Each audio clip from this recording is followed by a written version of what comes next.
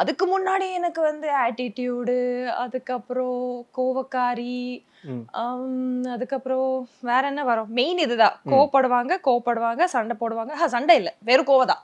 மெயினா இதுதான் அதிகமா வரும். ஆட்டிடியூட், கோவப்படுவாங்க, யார்கிட்டயும் பேச மாட்டாங்க. இதுதான் வரும். இதுல இது 2 போயிடுச்சு. யார்கிட்டயும் பேச மாட்டாங்க அப்படிங்கிறது இன்னும் இருக்கு. ஏன்னா நான் நிறைய பேச மாட்டேன். நான் பாட்டுக்கு நான் இருப்பேன். இந்த ஆக்ட்ரஸ் வாழ்க்கையில வந்து இன்னொன்னு ஒரு விஷயம் இருக்கு. அதாவது நீங்க உள்ள என்ன கோத்ரூ பண்ணுவீங்க, சோகமா இருக்கீங்களா, சேடா இருக்கீங்களா தெரியாமையே வந்து திரும்ப அந்த டைலாக் பேசிக்காமீங்க, இந்த டைலாக் பேசிக்காமீங்க அப்படின்னு வந்து சொல்லுவாங்கல்ல.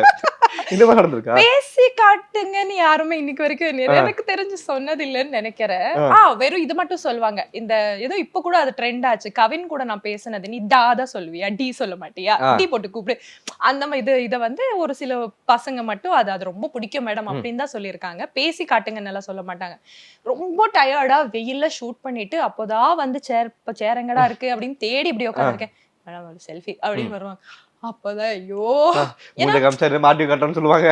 அப்போதான் எனக்கு என்ன தோணும்னா, நானா என் மைண்ட மேக்கப் பண்ணுவேன்.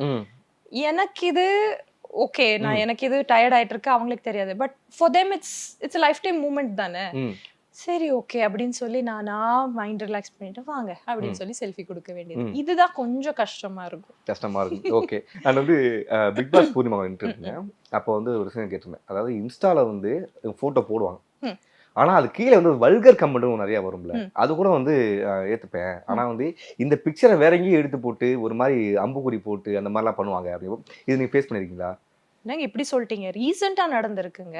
ஒரு சாரி போட்ட ஒரு பிக்சர் அழகா மலேசியா ப்ராஜெக்ட், ஒயிட் சாரி, இதே மாதிரி ஒரு இது சல்வா பட் சாரி, ஒரு ஒயிட் பியூட்டிஃபுல் ஒயிட் சாரி, கோயில்ல கும்பிட்டுட்டு இருக்கிற மாதிரி ஒரு சீன் எடுக்கிறாங்க. அதோட மேக்கிங் தான் நான் வந்து இன்ஸ்டால ஏதோ போட்டிருக்கேன் போல. அத லிட்டரலி அதை எடுத்துட்டு சாரி இல்லாம போட்டிருக்காங்க. மாஃபி பண்ணிக்காங்களா? இது வந்து அது சரி ஓகே, நான் பார்த்தேன் நான் ஒஃபெண்ட் ஆகல. பிகாஸ் ஐம் யூ, அதான் சொல்லிட்டேனே, பிகம் ஸ்டோன் ஹார்ட்டட். ஒண்ணுமே பண்ண முடியாது, இதுக்கு என்ன பண்ண முடியும் அப்படின்னு சொல்லிட்டு சரி பார்த்துட்டு கீழே போய் பாக்குறேன் கமெண்ட்ஸ். இது ஏஐயான்னு சில பேர் கேட்டிருக்காங்க. சொல்ல முடியாதுடா, உண்மையா கூட இருக்கலாம், இதெல்லாம் தான் வருது. சொல்ல முடியாது, உண்மையா இருக்கலாம், தெரியல, இருக்கலாம், ஆனா சூப்பர், இந்த மாதிரி தான் ஒரு சில விஷயங்கள் இருக்கும். இது ஒண்ணு நடந்துச்சு. இன்னொன்னு இப்போ ஒரு லாஸ்ட் வீக் பார்த்தேன். ஒரு ஒயிட் கலர் ஷர்ட் போட்டுட்டு ஒரு பர்பிள் கலர் இது மாதிரி போட்டு அது ஒரு போட்டோ போட்டிருந்தது. அதை மார்க் பண்ணி ஷர்ட் இல்லாம போட்டிருக்காங்க. இதுக்கு என்ன சொல்லலாம்? இத வந்து எங்க ஸ்டாப் பண்ணணும் ஃபர்ஸ்ட் எனக்கு தெரிய மாட்டேங்குது.